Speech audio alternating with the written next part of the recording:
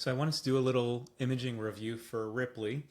Ripley is just such an interesting case, right? Because she's not only an unusual dog that jumped off the side of the cliff and has this horrible injury, but I think as specialists or even as primary care clinicians, we have those scenarios where we have an opportunity to help a colleague and you really want to just jump into action as best you can.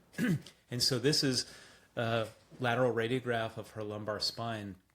And what becomes glaringly apparent is she's had this really severe compromise to L7, and it's a very unusual fracture. Usually when we have L7 fractures, they're kind of oblique or slab fractures to the vertebral body. What's happened here is the vertebral body, which you can see here at L6 and here at L7, has been completely detached from the upper areas of the lamina and pedicle. And despite the fact that there's some articulation here, you're getting collapse where basically the nerve roots which flow through here are being misplaced and pushed on by bone and hemorrhage.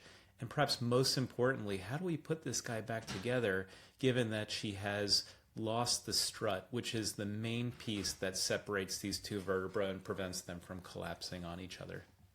So moving over to our CT, as great as radiographs are at identifying fractures, they're not great for surgical planning of complex three-dimensional bones, specifically vertebra.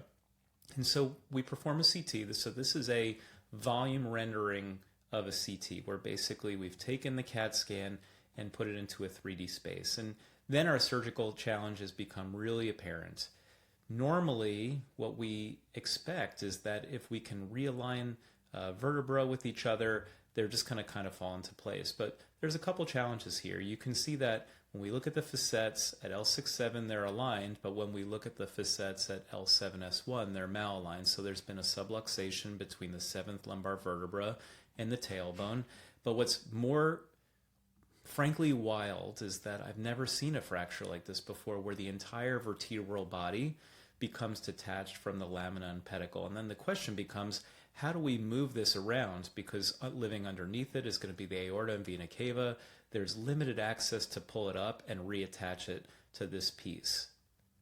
Cutting the spine longitudinally, we can see the degree to which the nerve roots, the cauda equina, which flow in here, are basically floating in space.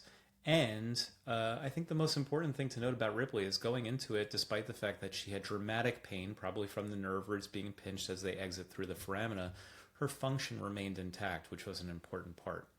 So what we decided is if we could get this dorsal compartment, this part up here, completely aligned and rigidly fixed, then perhaps we could get away with her not having a ventral compartment that was intact.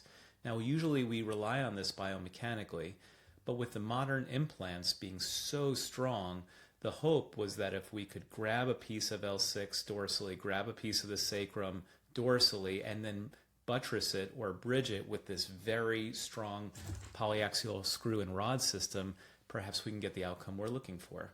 So these are the post-operative images after we fixed Ripley's spine with the polyaxial rod screw system, and there's certain things that you could see that I'm really happy with. Now, if you look at the articulation between the 7th lumbar vertebra and the sacrum, you could see it here and here. We now have excellent alignment of the dorsal compartment. Now, I'll be honest with you, biomechanically, this stuff is scary, right? We're relying completely on a buttressing implant in the absence of the strut on the tensile surface. However, when we were in surgery, what we'd also determined is to be able to grab the ventral body and pull it up into space, we would have had to compromise a lot of the integrity of the dorsal compartment without the assurance that we would be able to completely reduce it. And so instead, we left this in space, recognizing that over time it would scar, but as long as we had a buttressing plate, most importantly, we could achieve the comfort that we were looking for in Ripley. So as you can see in these successive videos, she did exceptionally well. And I don't attribute that to the surgery, though I'm sure it helped maintain her comfort. I attribute that to Ripley's owner, a very accomplished veterinarian that took the rehabilitation process really seriously.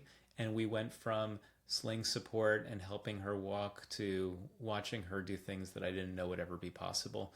She's just been such a rewarding case, and I'm really glad I get the chance to share it with you.